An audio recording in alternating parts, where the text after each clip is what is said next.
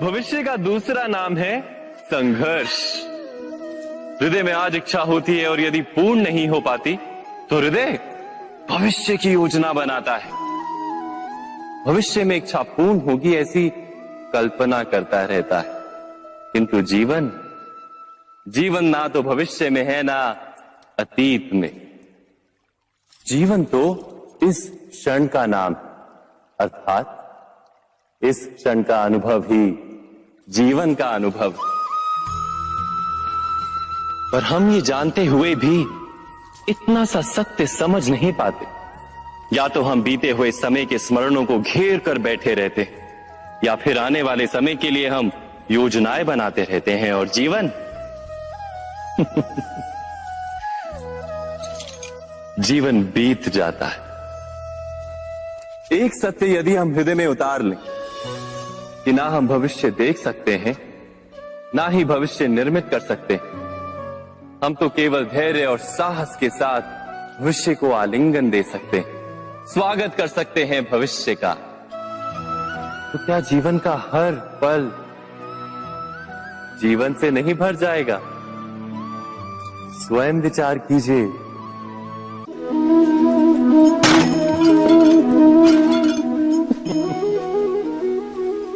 कभी कभी कोई घटना मनुष्य के जीवन की सारी योजनाओं को तोड़ देती और मनुष्य उस आघात को अपने जीवन का केंद्र मान लेता।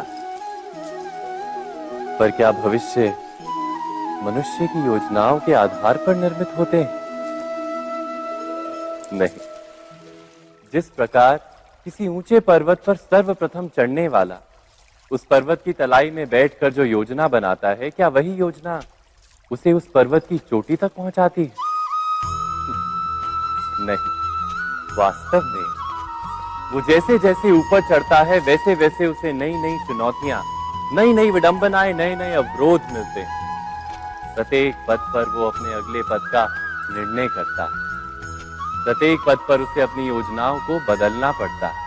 कहीं पुरानी योजना उसे खाई में ना ढकेल दे।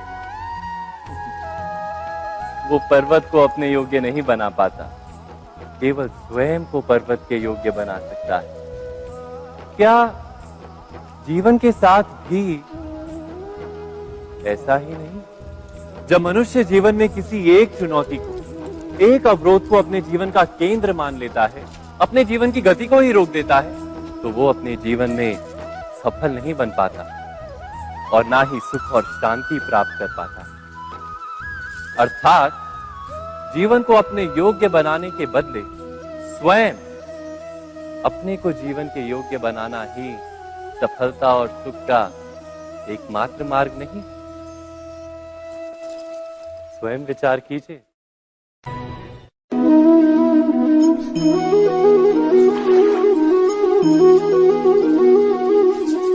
पिता सदा ही अपने संतान के सुख की कामना करते हैं, उनके भविष्य की चिंता करते रहते हैं। इसी कारणवश सदा ही अपने संतानों के भविष्य का मार्ग स्वयं निश्चित करने का प्रयत्न करते रहते हैं। जिस मार्ग पर पिता स्वयं चला है, जिस मार्ग के कंकर पत्थर को स्वयं देखा है, मार्ग की छाया, मार्ग की धूप को स्वयं जाना है, उसी मार्ग पर उसका पुत्र भी चले, यही इच्छा रहती है हर पिता की।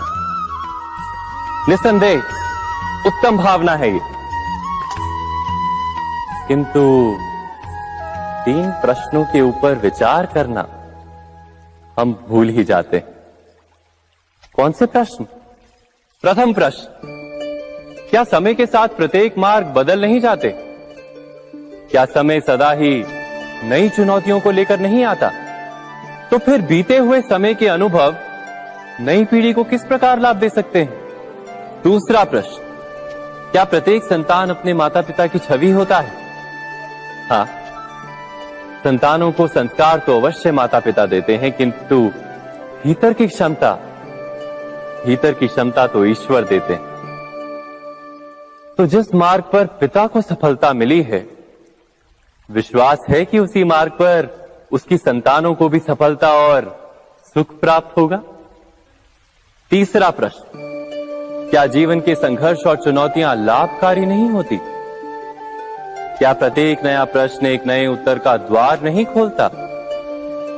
तो फिर संतानों को नए नए प्रश्नों, संघर्षों और चुनौतियों से दूर रखना, ये उनके लिए लाभ करना कहलाएगा या हानि पहुंचाना?